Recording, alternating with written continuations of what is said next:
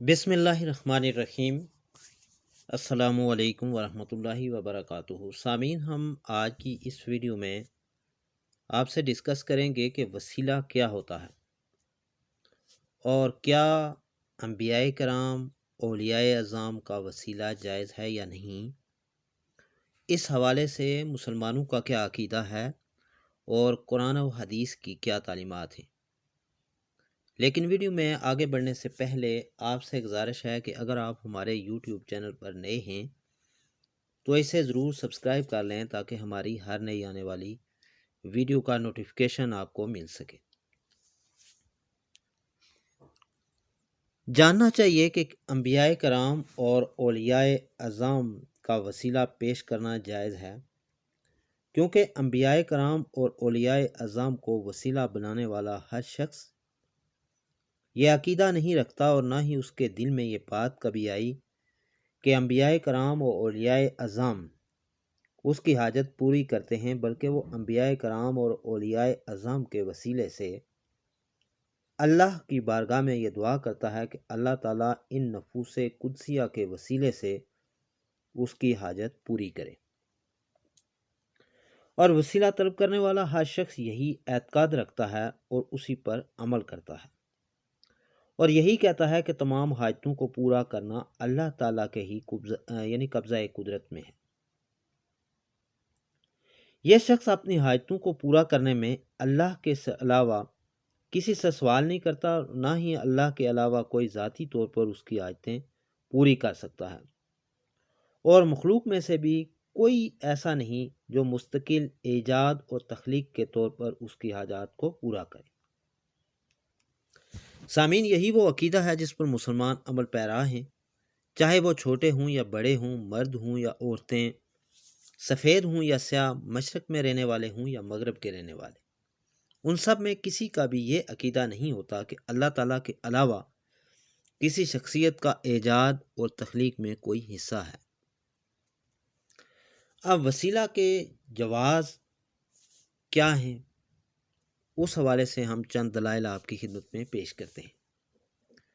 عقل کا بھی یہی تقاضا ہے کہ مقربین کا وسیلہ جائز ہے، اس لیے کہ وسیلہ کے ذریعے انسان اپنی حاجات پوری کرتا ہے، اور حاجات کا پورا ہونا اللہ تعالیٰ کی نعمت ہے، لہٰذا وسیلے کے ذریعے اللہ تعالیٰ کی نعمت حاصل ہوتی ہے، اور جس شے کے ذریعے نعمت حاصل ہو وہ بھی نعمت ہوتی ہے۔ اس لیے کہ نعمت کا سبب بھی نعمت ہوتا ہے، لہٰذا ثابت ہوا کہ وسیلہ ایک نعمت ہے۔ تو جب یہ ثابت ہوا کہ وسیلہ ایک نعمت ہے، جو اکمل نعمت ہوگی وہ وسیلہ بھی اکمل ہوگا، اور اس بات میں کوئی شک نہیں کہ انبیاء کرام کی ذات اللہ تعالیٰ کی نعمتوں میں سے اعظم و اکمل نعمت ہیں، لہٰذا ان کا وسیلہ بھی جائز ہوا۔ جب یہ ثابت ہوا کہ انبیاء کرام کی ذات اللہ تعالیٰ کی نعمت ہیں، تو پھر یہ بھی جان لیں کہ رسول اکرم صلی اللہ علیہ وآلہ وسلم کی ذات اللہ تعالیٰ کی طرف سے احسان عظیم اور نعمت کبریٰ ہے، اس لیے کہ آپ رسول اعظم رحمت للعالمین، خاتم النبیین اور شفیع المذنبین ہیں۔ اس لیے اللہ تعالیٰ نے ارشاد فرمایا کہ لقد من اللہ علی المؤمنین اذ بعث فیہم رسولا۔ تو جب یہ ثابت ہوا کہ رسول اکرم صلی اللہ علیہ وآلہ وسلم دنیا و آخرت میں وسیلہ عظمیٰ ہے، اور بقول ابن قیم جوزی رسول اکرم صلی اللہ علیہ وآلہ وسلم کے وسیلہ کے بغیر دنیا اور آخرت میں فلاح و کامرانی کا حصول ممکن نہیں، اس لیے دنیا اور آخرت کی کامیابی کے لیے حضور صلی اللہ علیہ وآلہ وسلم کا وسیلہ پیش کرنا جائز ہوا۔ جب یہ ثابت ہوا کہ رسول پاک صلی اللہ علیہ وآلہ وسلم کا وسیلہ پیش کرنا جائز ہے، تو معلوم ہوا کہ آپ کی ذات اللہ تعالیٰ کی طرف سے احسان اور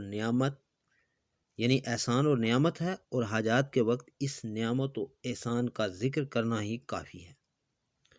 اگرچہ وہ نعمت وسیلہ کے وقت ہمارے درمیان موجود نہ ہو، جیسا کہ اعمال صالحہ کا وسیلہ پیش کرنا، حالانکہ وسیلہ کے وقت وہ ہمارے پاس موجود نہیں ہوتے، جیسا کہ صحیح بخاری اور صحیح مسلم میں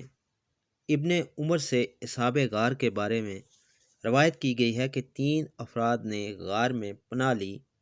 تو وہ غار چٹان کی وجہ سے بند ہو گئی۔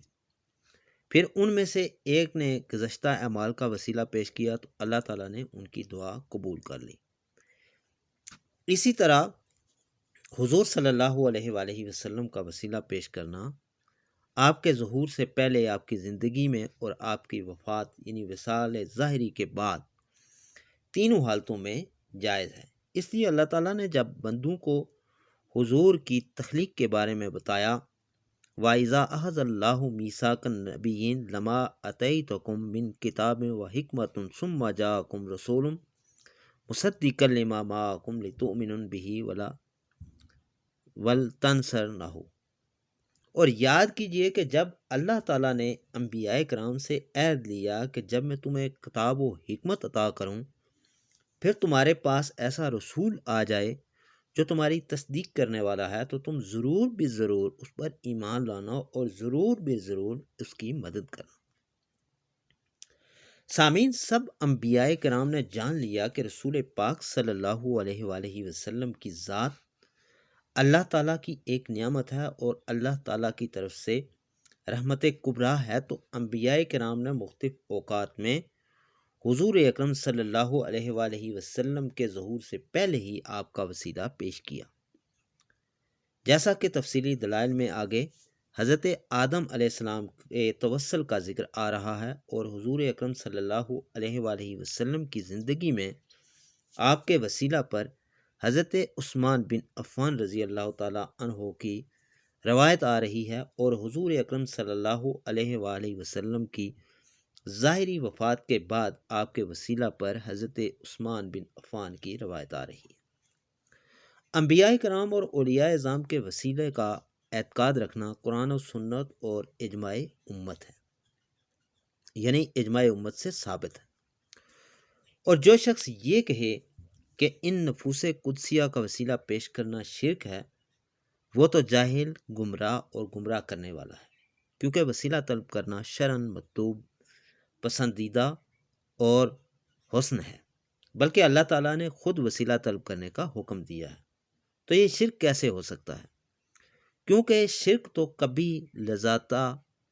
یعنی شرک تو ذاتی طور پر ہی بری چیز ہے،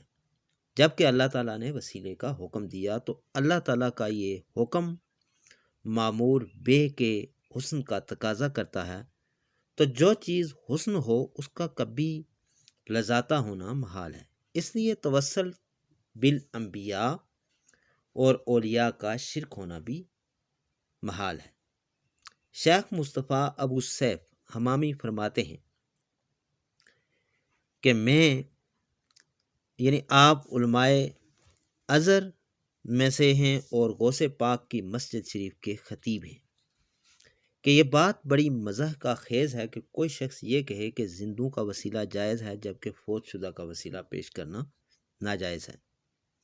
کہ زندہ شخص اپنی زندگی کی وجہ سے عمل کرتا ہے، اس لیے ممکن ہے کہ وہ حاجات پوری کر سکے، اور فوت شدہ اپنی موت کی وجہ سے کوئی عمل نہیں کر سکتا، اس لیے یہ کسی کی حاجات بھی پوری نہیں کر سکتا۔ تو یہ بات کہنا مسلمانوں میں سے کسی کا عقیدہ نہیں، اور نہ ہی مسلمانوں میں سے کوئی چھوٹا یا بڑا اس کو درست جانتا ہے۔ اور انبیاء کرام و اولیاء اعظام کی ذات بابرکات، ان کی حرمت، ان کے شرف اور ان کے اللہ تعالیٰ سے قرب کو اللہ تعالیٰ کی بارگاہ میں ان کی زندگی میں ان کی وفات کے بعد وسیلہ بنانا، یہ ایسی بات ہے کہ ہمارے زمانے کے مفرطین، حد سے بڑھنے والوں نے اس بات کا انکار کیا کہ ہم اس بارے میں چند ضروری باتیں ذکر کرتے ہیں تاکہ یہ بصیرت ہوں اس شخص کے لیے جو بصیرت حاصل کرنا چاہتا ہے، اور نصیحت ہو اس شخص کے لیے جو نصیحت حاصل کرنا چاہتا ہے، اور اللہ تعالیٰ ہی سیدھے راستے کی ہدایت دینے والا ہے۔ انبیاء کرام اولیاء اعظام کے وسیلے کے مسئلے کو ثابت کرنے کے لیے لفظ وسیلہ اور برکت کی تحقیق ضروری ہے، کیونکہ وسیلہ کے مسئلہ کے جائز اور ناجائز ہونے کا دار و مدار اسی پر ہے، اور جتنے بھی مقاصد ہوتے ہیں وہ ابتدائی چیزوں پر ہی مبنی ہوتے ہیں، جس طرح کے وسیلہ کے مسائل لفظ وسیلہ کے سمجھنے پر منحصر ہے۔ اب ہم برکت کی تحقیق کے حوالے سے آپ سے بات کرتے ہیں۔ سامعین، اس حوالے سے سرحد کے علماء میں سے حضرت حمداللہ انہوں نے تصریح فرمائی ہے، برکت کا معنی بہت زیادہ بلائی بھی ہے، جیسا کہ اللہ تعالیٰ نے فرمایا ہے کہ تم حامیم، قسم ہے اس روشن کتاب کی، بے شک ہم نے اسے برکت والی رات میں اتارا، بے شک ہم ڈر سنانے والے ہیں۔ حضرت علامہ عبداللہ نصفی فرماتے ہیں کہ مبارک کا معنی ہے یعنی بہت زیادہ نفع اور بلائی۔ اس سے معلوم ہوا کہ برکت مذکورہ معنی کے اعتبار سے لفظ لیلہ کی صفت بنتی ہے، یعنی ایسی رات جو بہت نفع و بلائی والی ہے۔ اس سے معلوم ہوا کہ برکت شجرہ کی صفت بن رہی ہے، اور اسی طرح اللہ تعالیٰ کا ارشاد گرامی ہے، بے شک تو پاک جنگل طوی میں ہے۔ اور اگر آپ قرآن و حدیث کے محاورات کا مطالعہ کریں تو یہ معلوم ہو جائے گا کہ لفظ برکت تام، مال، اولاد وغیرہ کی صفت بھی بنتا ہے، جیسا کہ دعائے معصور میں ہے۔